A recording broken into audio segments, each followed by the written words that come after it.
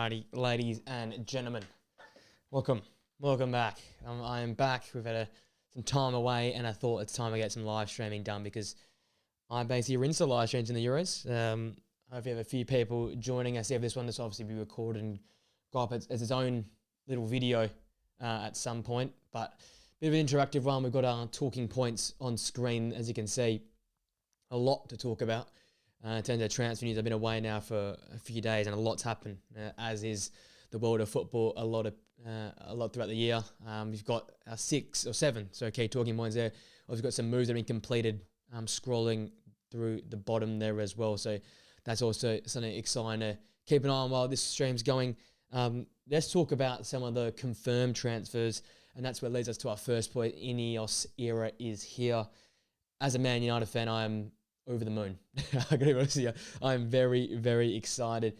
You'll see it kind of pop up there. Maybe a little bit too much for Lenny Euro, but then the 39 million euro transfer credit for Joshua Zertsky. I'm going to be referring my phone a lot for Fabrizio Romano information because that is the man we trust our life with throughout this time of year. So Joshua Zertsky was the first to join very quick from Ineos, and that's, I think, where this sort of top pointy Ineos era is here. That's the difference. As a Man United fan, as people know about, and everyone sort of knows about how Man United strategies worked over the last few years, it's been painful. It's a lot of waiting, a lot of looking to see if things work out, wait till the last day, late transfers where you overspend. So it is a lot. When you talk about Manchester United in general, there's a lot that goes on with the club in terms of the yap and links for people like that. But getting 2 big signings and probably the biggest signings of the summer done straight away is a massive coup for Ineos. We've seen the whole setup now. Barada coming across, Ashworth as well from Newcastle. You've got some big hitters in terms of the upstairs joining the club. And I think it's really, really exciting to see now that we've actually, as a United fan, I guess as people in the world of football, you can see there's actually been action being taken. United are not waiting right to the end to sign a Mason Mount, or you're waiting after season sign to present Casemiro and Rafa Varane. Yes, they look good because they walk out on the opening day or the second game, they say whatever, the first home game, they hold their shirt to the fans. But as a football club, as a functional unit, you want to have these players in before the preseason starts, and we're getting these players in, 2 key players in for our second preseason game. Lenny Euro's flying over the squad today for this game against Rangers. I expect Joshua Zertsky to have a bit more time up. He'll be there to play once all the international players come back for their time away as well. So that's exciting. You've got players there now ready to go. Yeah, we've seen the last few, as I said, I can imagine Casemiro, Varane, Cristiano Ronaldo, big players, but you're waiting after season started. You can't implement them into the preseason. Mason Mount, not too bad at the time, but also very, very late. And it just leads to, managers have to do things late. And the club then overspends because at the end of the window, teams bump up prices. They can't replace these players. They know the other club, in terms of Manchester United, are desperate for a player. So in the end, it becomes a bit of a scrap. It becomes a bit chaotic, then we can say. And as such, it becomes all over the place. But this is much better for Manchester United. Get on the front foot early. Make these signings early on. And 2 big signings at the top of the pitch. You needed some depth. Anthony Martial's gone. No Cristiano Ronaldo. You get a striker. Perfect tick. There's one of the boxes. You need the centre half, especially with Rafa Varane going. Why not get the next Rafa Varane and Lenny Euro as well? Yes, it is a lot of money in the end, looking sort of that 60 million plus euro mark. But this is a player United wanted, a young player, someone that can be developed. Yes, is United, I'm sort of going all over the place, but United, I'm hearing things about destination club. Maybe United's not a destination club anymore. Okay, but you're talking about Real Madrid, the top team. Kylian Mbappe's there. I see that 62 million popped up on screen there for the Euro. That's the signing fee. You've got Kylian Mbappe going there. You've got the best players in the world up top. Vinicius Jr., Rodrigo, Mbappe, Valverde, Arda Güler. What a place to go if you're a young 19-year-old like Lenny Euro, to join these other youngsters in this squad and go and dominate Europe and go and win another Champions League, win a La Liga. That will coast these competitions this season. So United are fighting against one of the big clubs in world football, the heavy hitters, the club right now that's got everything going their way. So I think it is a coup in regards. Yes, you're paying 60 million. Yes, you're paying a lot of wages. The wages you probably gave off for Varane, you got it back now in Lenny Euro. But it's a big signing. And if things go right this season, who knows? That he might stay a bit longer. And you're at least going to get 2 years out of him. He signed a big contract, 5-year contract. You're at least going to get him at the club for 2 years. If everything goes right, he might stay. United might once again become a destination club. But considering yes, Real Madrid didn't want to match the offer, but he's gone and he's turned that down to come to Manchester United. We're hearing about Ugarte wanting to come to United. Crystal terms agreed. A club that isn't in Champions League football, the project's going in the right direction. And that is also my point that Ugarte, yes, he's yet to sign, but you sell maybe one player, you get him in. But the perfect idea is Ineos now are getting personal terms agreed. We've seen in the past that Frankie de Jong would Manchester United continue to agree a deal with Barcelona around 70 million euros. But then gets to the personal terms and de Jong's like, no, I don't want to join you. I want to stay at Barcelona. I want to stay. I'm settled down here. Got family here. We're working things out. We're playing some great football. So there's no point going after these players if you can't agree personal terms. But United are going the other way. They agree personal terms with De Ligt, which they're waiting with a few more sales. You agree personal terms with Ugarte, waiting for a few sales. They agree personal terms with Joshua Zirkzee, then complete the transfer fee. Lenny Euro was somewhat similar. The offer was put out there at the same time they gave a personal terms. Lenny Euro was tossing up to Real Madrid and Manchester United. The offer from Madrid didn't match. As such, Manchester United was the next best thing. So I think it's positive signs there, right? We've got, I'm saying I'm a Manchester United fan, so there's positive sign that it's going about the right way. United are attempting to do things the right way, and it's working so far. And yes, there's a bit of overspend for Lenny Euro, but I think a great fee for Joshua Zirkzee. And it's sort of funny, Ugarte, Zirkzee, De Ligt, I've all been talking about these players a lot at the end of last season, especially Ugarte, someone that Paris Saint-Germain didn't quite utilise as much. I still like him as a player, put him in my top 10 central midfielders in the world, and we did that on the podcast. Maybe foresight, maybe the hopefulness that it might have worked out. But look, it has worked out. No one really talked about him, but he's a bruiser. He's someone that gets in there and makes a challenge, and someone who you can replace Casemiro with or have him alongside with. So I think it's very positive in that regard. Manchester United and this Ineos era is truly here because they're being proactive, getting deals done. We're seeing Arsenal struggling to get the Calafiori deal. We'll talk about that next. They're struggling to get the Calafiori deal over the line. We've seen Liverpool not being very active in the transfer market. Man City have got Savio. We obviously know how stacked they don't need to worry about that. Chelsea haven't added that much talent, but they've got that there. But out of the big boys, who's been the biggest spenders? Who's been the ones getting players in early? Manchester United. And who's got their signing playing tonight in a preseason match? Manchester United. So it's positive in that regard that United are on the front foot. They're making things happen. And the Ineos era is truly here. And it looks positive. We've been, as United fans, sold a dream many times about, we'll do this, we'll do that. But things seem to be happening. Transfers seem to be getting done. We've got 2 players agreeing personal terms. We're waiting for things to work out. I guess we might as well touch on that point there now with Manchester United. It is a bit of a, Ugarte should happen. I think the Wan-Bissaka deal go through, McTominay deal go through, or Casemiro deal goes through, Ugarte's in automatically. The next big problem is going to be the centre-half position. You've got to have to clear some more money away. Manchester United now wanting less than a £15 million bid for De Ligt. Originally, that was agreed between the two clubs. Bayern Munich do not want to budge from that amount, but United, if they're going to sign De Ligt, want to get it for a lesser fee. So that's where we're currently at right now. Jared Brandford was also considered as an option if they can lower that fee down. But again, I don't think Everton want to budge from that €70 million mark. So there's a bit of a holding phase with these 2 deals right now. Their deals, as a United fan, as someone looking at Manchester United, I think they have to get done. If I'm Eric Ten Hag, if I'm the coach, I'm pushing for this. That means you have to sell Victor Lindelof as well. I think if you go into the season with a Lenny Euro, De Ligt, alongside Maguire and Martinez as a 4, fantastic. Lindelof's been a servant of the football club, but is he good enough? No. With this new generation that Manchester United are building, no, he is not good enough. As such, I think it is right. You get rid of Victor Lindelof and you start something new, start something afresh here. And I think going with the way that United are going right now, I think that's a deal. You sell McTominay, you sell Aaron Wan-Bissaka, you sell Victor Lindelof as well. You get in Ugarte, you get in De Ligt, you loan in a fullback. Obviously, Reguilon's out in the market. And then also the Rabiot deal. We'll go on that in a little bit. That's one of the later points to talk about. You've got a serious squad there built. No, I don't think it's in a chance City yet. But at least there's excitement. There's positivity around the club.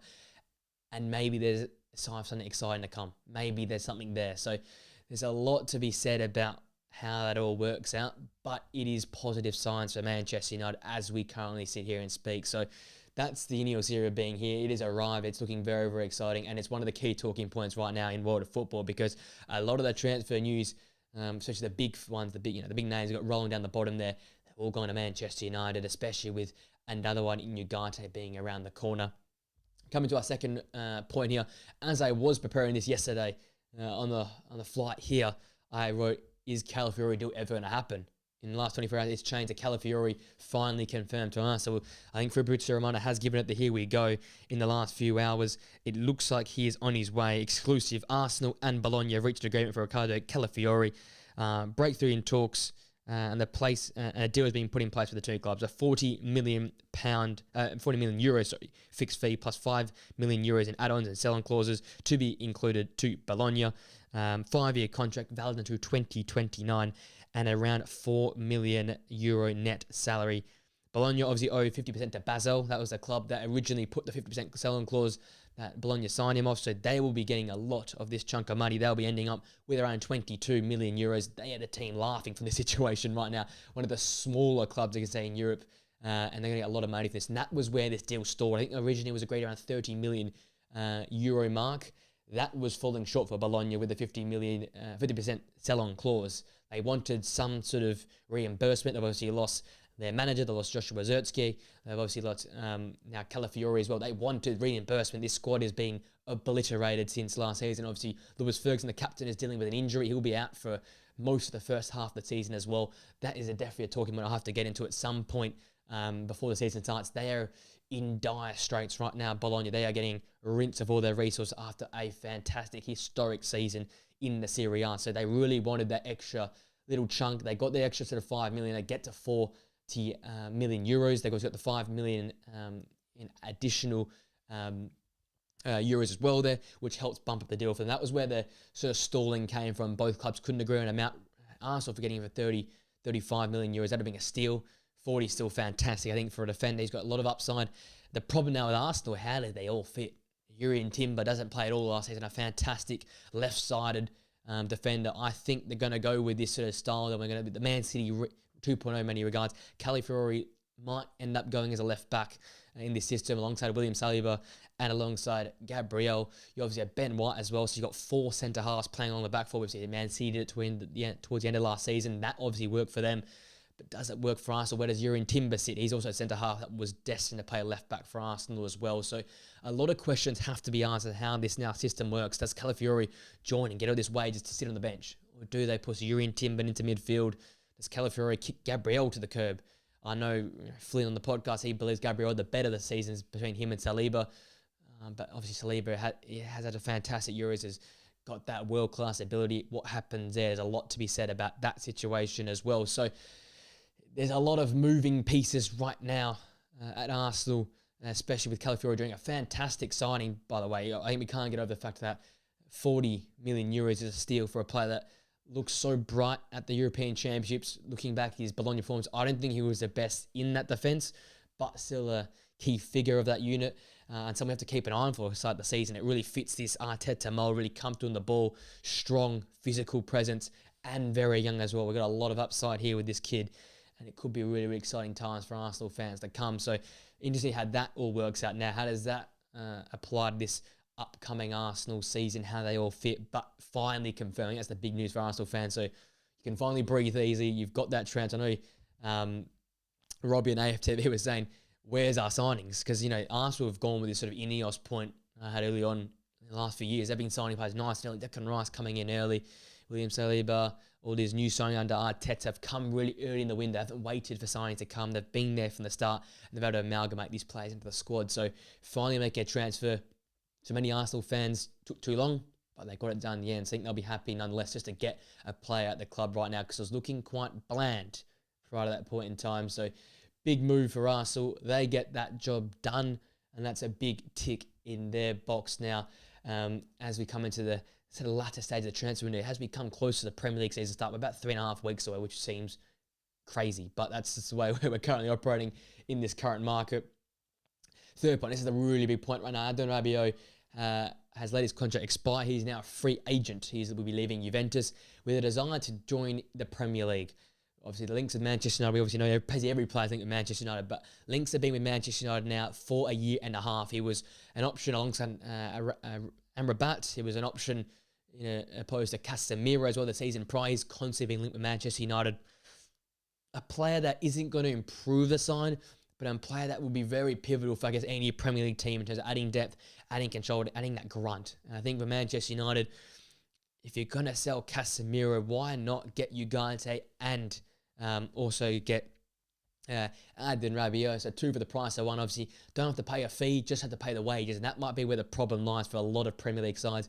I know he comes a lot of baggage with his brother and the whole link there.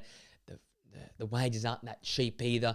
Will he take a pay cut to come to the Premier League? I don't know. I know a club will definitely take him on, but if he wants his destination club like a Manchester United, Liverpool, the rumours were there. There is no talks at all confirmed. Fabrizio Romano has confirmed there's no talks between Liverpool and Adnan Rabiot, so they're out of the race. Do another Premier League side to dip their feet in here, or is it a Manchester United solo race with Adnan Rabiot? Can they work out how these wages will work out? That is the big question. Will they work out a way they can find a way to agree? Because right now, a lot of money was spent, plenty of euros in terms of wages. Zertke's wages were really, really good in the end. Ugarte, you expect to have solid enough wages as well, coming from Paris Saint-Germain. So a lot of wages to deal with Manchester United. It was a lot to get rid of it. That was why Casemiro, Varane, he left, but Casemiro was rumoured to leave as well. The wages were going to be too much. They're solving it slowly, but you can't sign players with big wages again. So Adnan Rabiot, who will win the race for him? Right now, it looks like Manchester United is the only Premier League side in talks with the French central midfielder. Since yesterday, he's available as a free agent in talks with several clubs, says Fabrizio Romano. So there is definitely club shopping around for Adnan Rabiot. It depends, though, where he does end up, because right now, it's a lot to take on. And just reading here, negotiations with Ugarte for Ugarte between Paris Saint-Germain and Manchester United will take place and take some days before entering the final stage. So nothing new yet on Ugarte. We'll just flick here towards the chat about Rabiot. Rabiot dreams of Premier League football. His priority as free agent. Has a proposal from other leagues, but still waiting for Premier League clubs, and it's confirmed Liverpool are not working on a deal to sign Adnan Rabiot. So Man United probably is his last hope to join a Premier League side. You don't think Chelsea would. Arsenal wouldn't change that midfield. Obviously City won't either. Liverpool will not.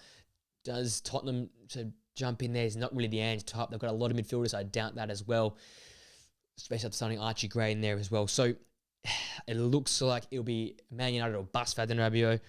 It's about, I guess, if those wages work out. And I guess for United, the priority right now is Ugarte as they commence talks with Paris Saint-Germain. But an interesting player, a player that was very good for France in the Euros, but we know his limitations. Adnan Rabiot is not a progressive midfielder. He's not someone who's going to pick the ball up and turn and drive into spaces. He's not that type of player. Yes, he's a player that's really good sitting inside, but if you're at Manchester United, you've got Ugarte, potentially Casemiro wants to stay and work at the club. You've already got 2 of those sort of holding midfielders that are the bruisers, the breaker up the play. Do you want to add a third? And Rabiot will want to play football. He will want first team football. You're in Europa League, you're not in Champions League, so it'll be interesting how that all works out. I do have a feeling he will not get his wish, which is of Premier League football, the Premier League club.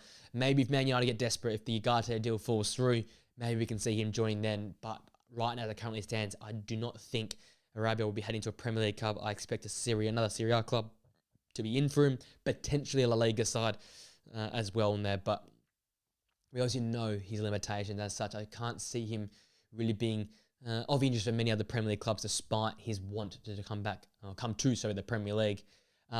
Staying in the Premier League, at the bottom here, moves for Smith Rowe and N'Golo Kanté.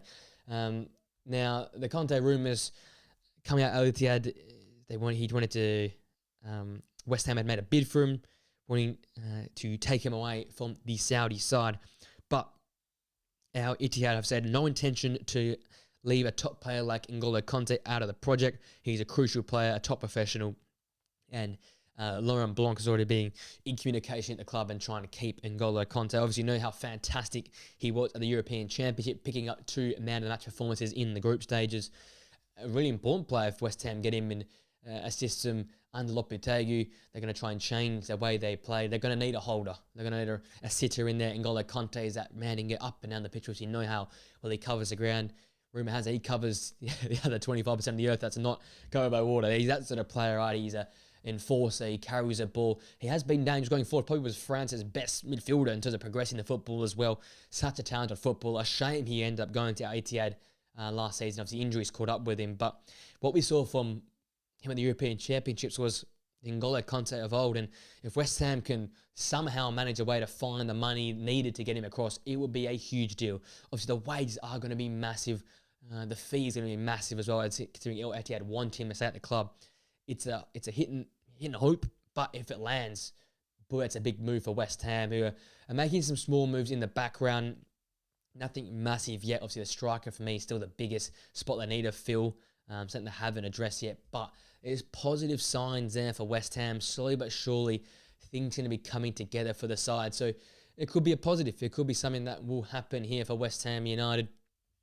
And maybe, just maybe, we'll be seeing them make a jump and try and rejoin that pack after a real slow season last time around. And then we come to Emile Smith-Rowe, rumours linking him to Crystal Palace. And this is a move I would absolutely be there for. I'll just find the message now. Obviously, didn't work out with Arsenal the last few seasons. The link is there. Crystal Palace are set to bid for Emile Smith-Rowe. Fulham obviously had their proposals a while back rejected by Arsenal. And also this week they had another attempt rejected. Palace are set to try as Glasner really wants him. I think this is a great deal. Whoever can get Emile Smith-Rowe is getting a fantastic player.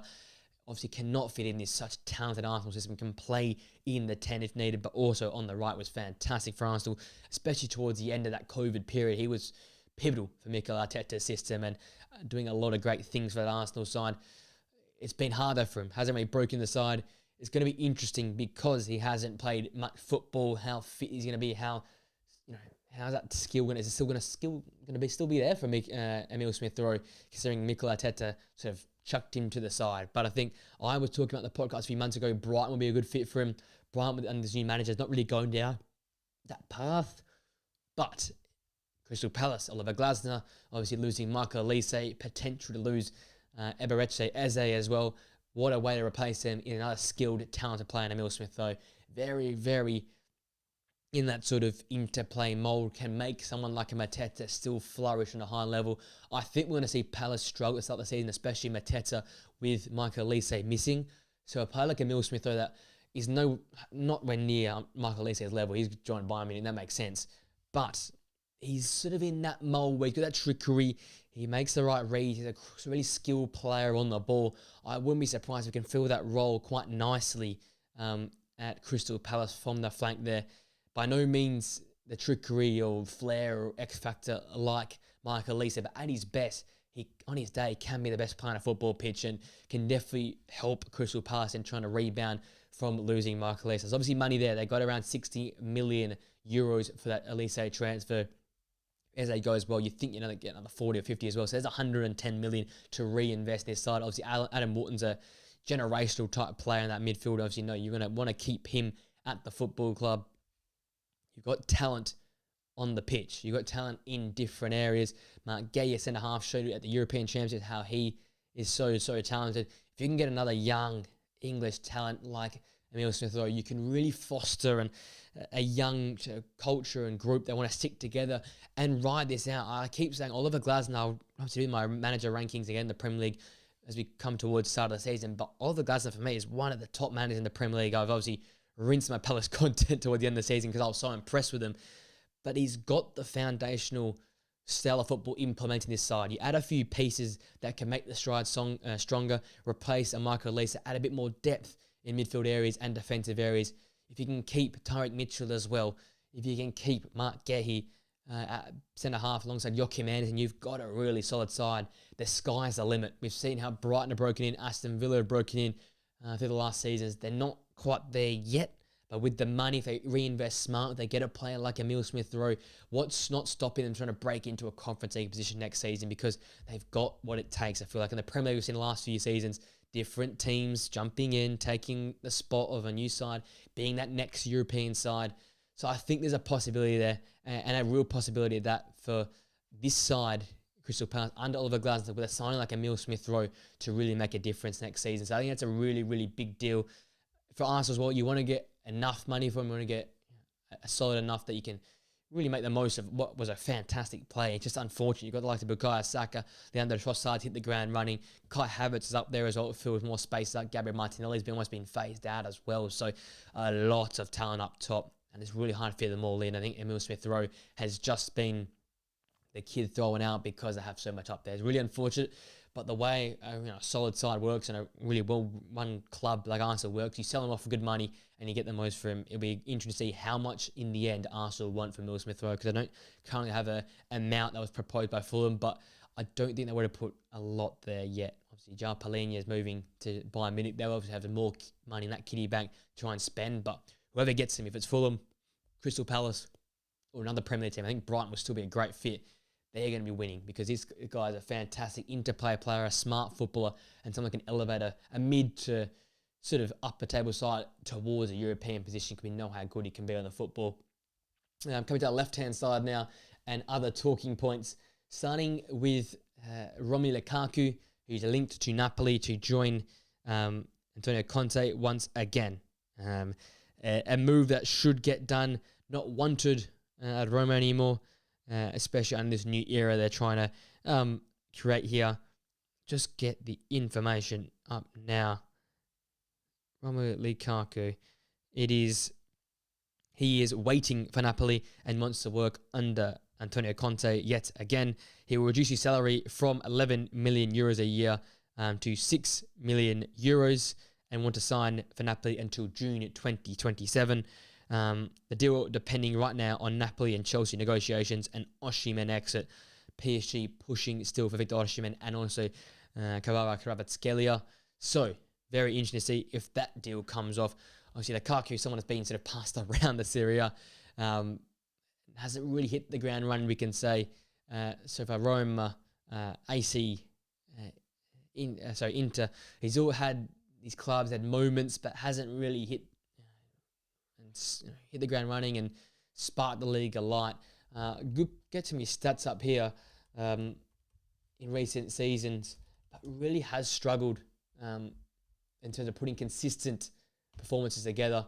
And I think that's been a real problem for him. And the game seems to be fading away from that real hold-up, so centre-forward play that he likes to sort of enforce. So over the years, this is the transfer history. Since leaving Manchester United for Inter Milan, so went back to Chelsea, didn't work, then went to Inter, from back to Chelsea, obviously, then to Roma, and Roma now back to Chelsea. Chelsea obviously not wanting him, and especially now in the system they're playing, they'll definitely not want Romelu Lukaku. So you've seen him at Inter, we've seen him at Roma. Some mixed bags and mixed results.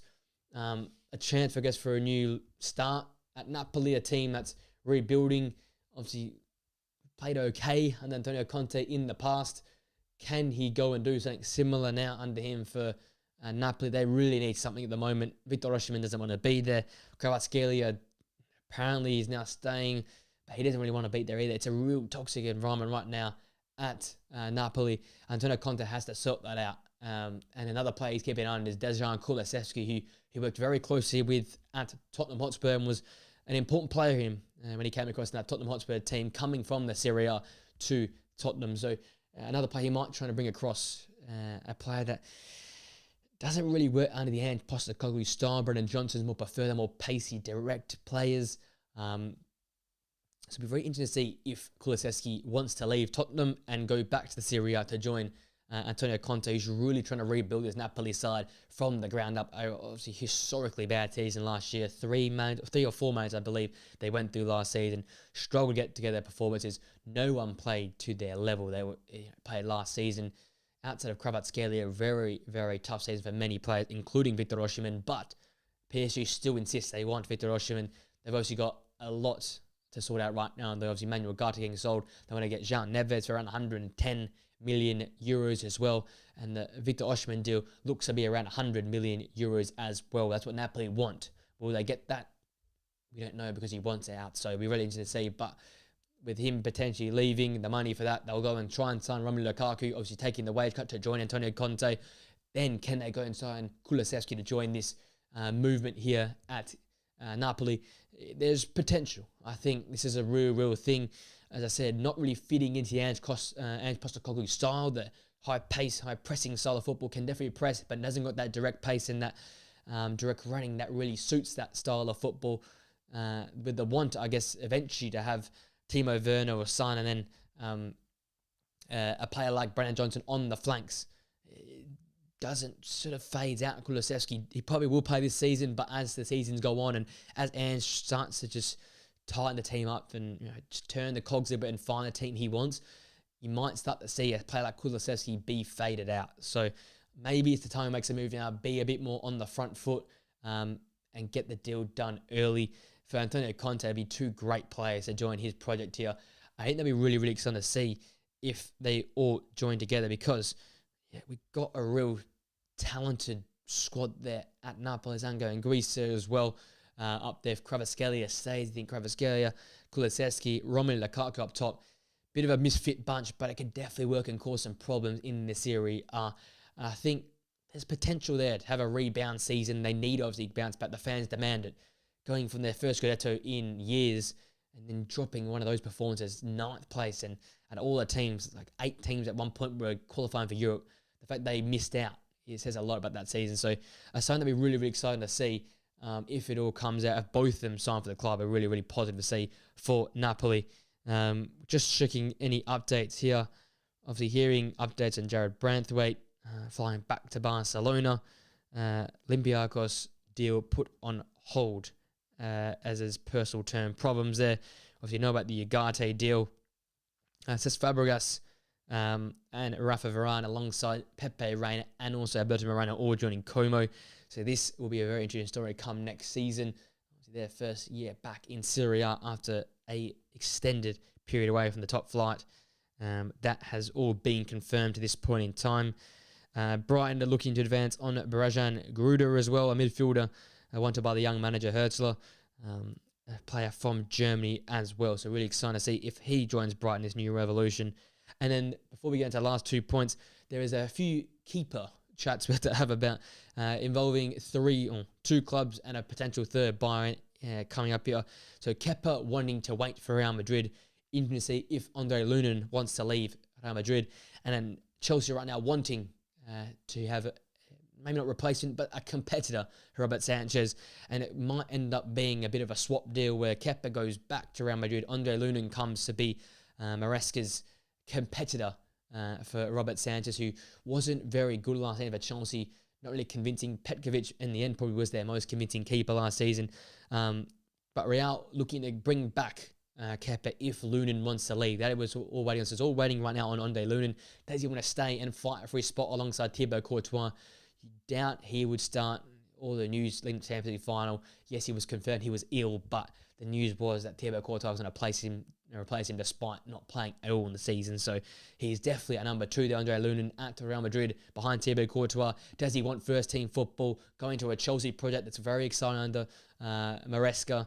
It could be the ultimate swap deal, or does he end up going somewhere else in Europe? Does Kepa end up going then to Real Madrid, and then did Chelsea sign another keeper from another club? It could be a 3-way deal. It could be a 2-way deal. We'll have to wait and see. But I think it seems very likely that Andre Lunin leaves Real Madrid, and as such, Kepa should be heading back to Real Madrid with that all being said. Other moves, Christensen leaving Leeds to join Eintracht Frankfurt. The Xavi Simons deal continues to be talked about with Bayern Munich still very keen. Manchester United's interest has decreased with the Ugarte deal, looking to get over the line. Mason Mount wanting to stay at the club and struggling to sell Scott McTominay for a valid amount. Joshua Kimmich is staying at Bayern Munich as well.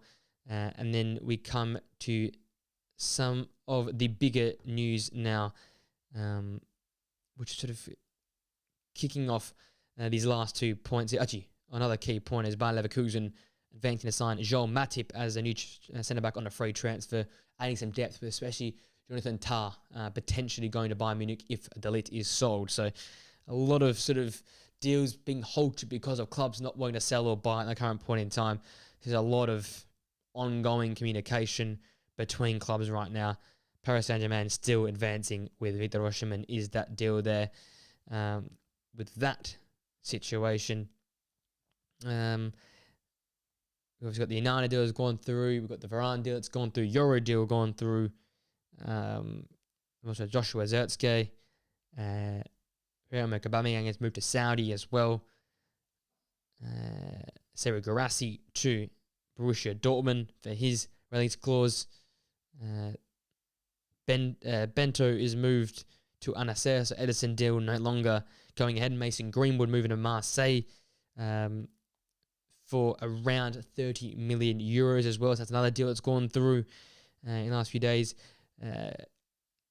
Looks like Barcelona are presenting a proposal to Nico Williams as well. Interesting to see if that deal goes. So that's going to be the news of the summer if that one eventually goes through there. Now, some other big news is Diaby, as you can see here, is potentially being the big word here, to join Saudi Arabia. Just trying to find the exact amount here. But another player looking like heading across to the Saudi League for a decent fee, I believe, in the end. Just get this information up. Here we go. So, negotiations between Al Ittihad and Moussa Diaby are in the final stages after progress was made earlier this week. All parties feel the deal will get done. Deal has been discussed of a fee excess of 55 million euros. A player now that's been sold from Leverkusen to Aston Villa had a mixed bag last season, faded out because of the work that Leon Bailey was doing up top alongside the likes of Morgan Rogers and John McGinn, who were playing alongside up top Ollie Watkins. So wasn't quite the season I think it was all planned out to be. Emery didn't want to play both Leon Bailey and Moussa Diaby alongside Ollie Watkins up top. So he ended up being a substitute type appearances a lot of the time for Moussa Diaby. So he looks like he's off to Saudi Arabia to join Al-Ittihad to strengthen that side and join Karim Benzema in that side there. 55 million euros is a fantastic fee for a Pandian that didn't perform that well consistently enough throughout last season. Had a lot of key moments, but not consistent enough, not many enough performances, not many starts. So I think they'll take that fee. Aston Villa, as they continue to turn over the squad now. Obviously, Nana joining. Obviously, the two Juventus players joining in that deal for Douglas Luiz as well. Obviously, joined Juventus. So a new start for Aston Villa and potentially a new start for Moussa Diaby, who seems to be looking very close, a few days away from joining Al-Ittihad there in Saudi Arabia. Now, the last news I'm really excited about, at least, and it's a very interesting talking point. So, obviously, all heard about the information about the youngster Chidi Obi Martin, the goals he was smacking in for Arsenal in the last season in the 18s, I believe. But he looks like he's leaving Arsenal Football Club despite their proposals. He has visited Manchester United, Bayern Munich, Newcastle, Monaco, Frankfurt have all made offers to him. Man City have not yet made an offer, but the great talent, the centre-forward talent from Arsenal, is leaving the club and potentially joining another big club around you, which is big news because this guy is a very, very talented kid.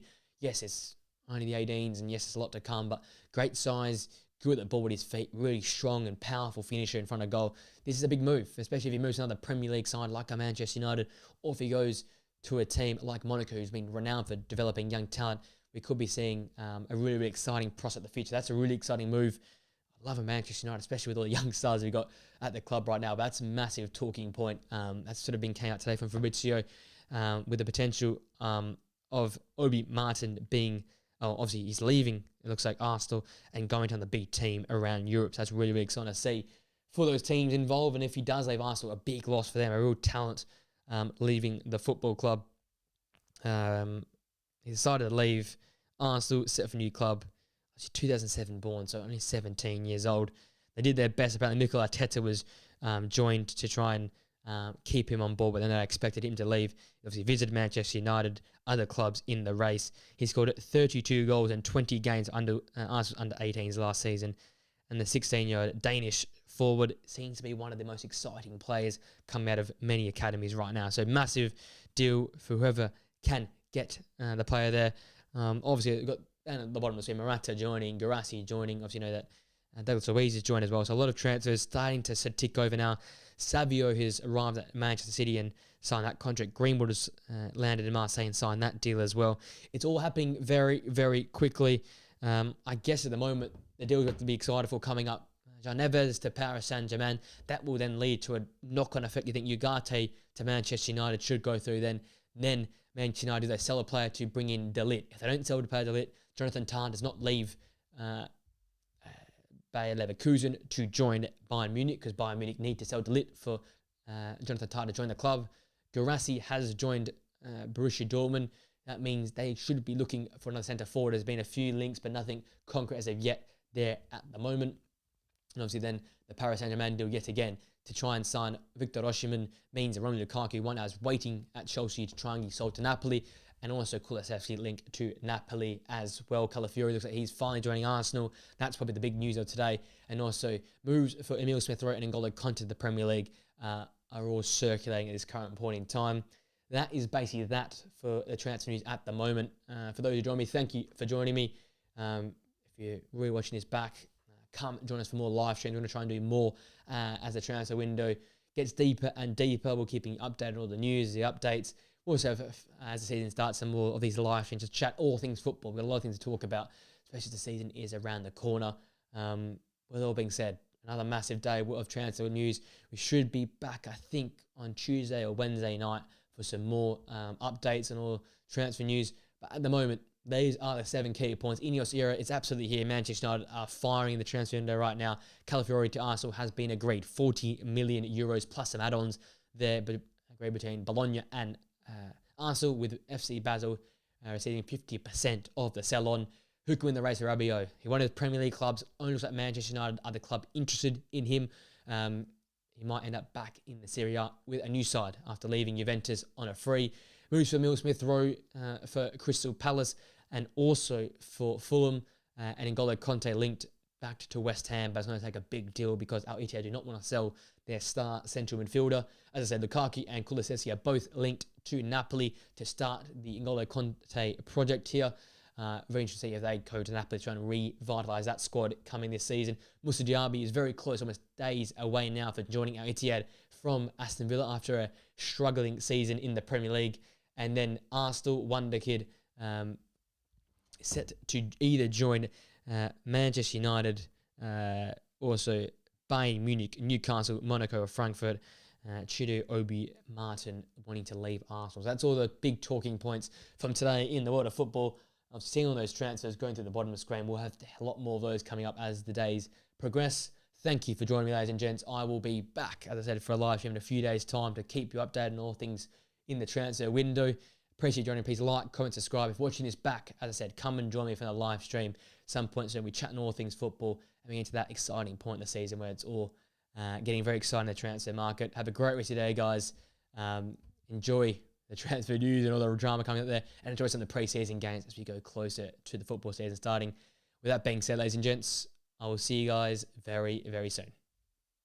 See you later.